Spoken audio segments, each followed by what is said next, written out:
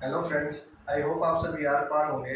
तो फ्रेंड्स, जैसा कि आप सभी जानते हैं कि कल मैं आपको माउंटेन्स का बेसिक करा चुका था।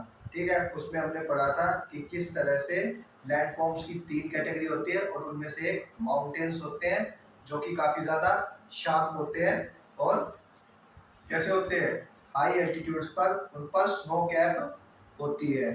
जब समर या धूप उन पर ज़्यादा लगती है तो उसकी वजह से क्या होता है, जो स्नो कैप होती है वो मेल्ट होकर रिवर में चली जाती है और पानी फ्लो करता है। ठीक है, तो आज तुम्हें वाटर साइकिल पढ़ाता हूँ क्योंकि हमारा जो थिंक अबाउट इट है ना आगे, उसमें वाटर साइकिल ही दिया हुआ है। ठीक है, तो जिनको पता है अच्छी बात है, जिनको नहीं पता वो एक बार देखो।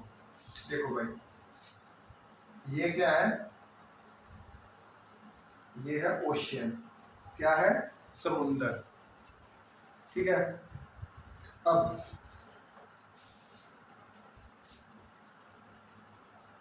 क्या है ये?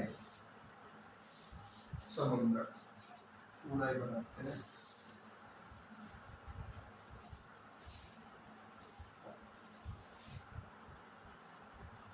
क्या है ये? ओशियन। अब देखो भाई, एक कभी ना खत्म होने वाला जल चक्र जो होता है वो चलता रहता है। वो क्या होता है?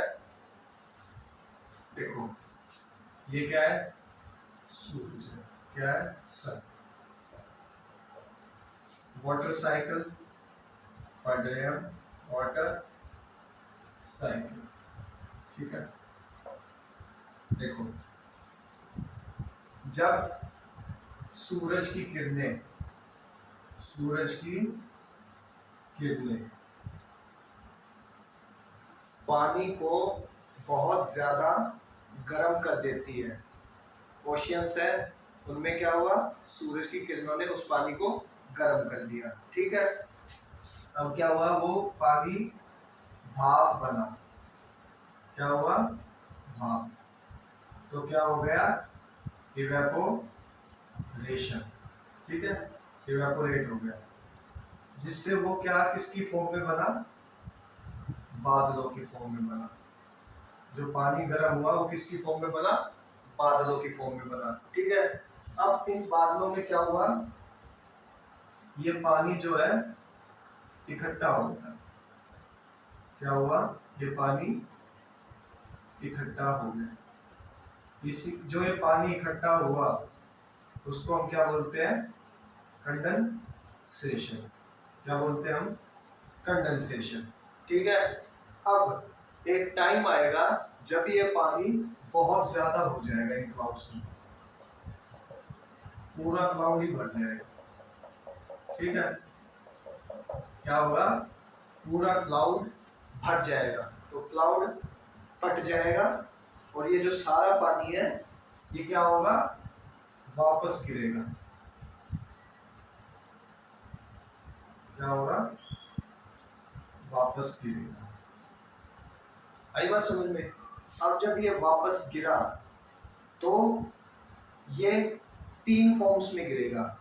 या तो पानी गिरेगा, या हेल में गिरेगा, ओले, जिसको हम ओले बोलते हैं, जो सॉलिड होते हैं। ठीक है, और या फिर स्नो।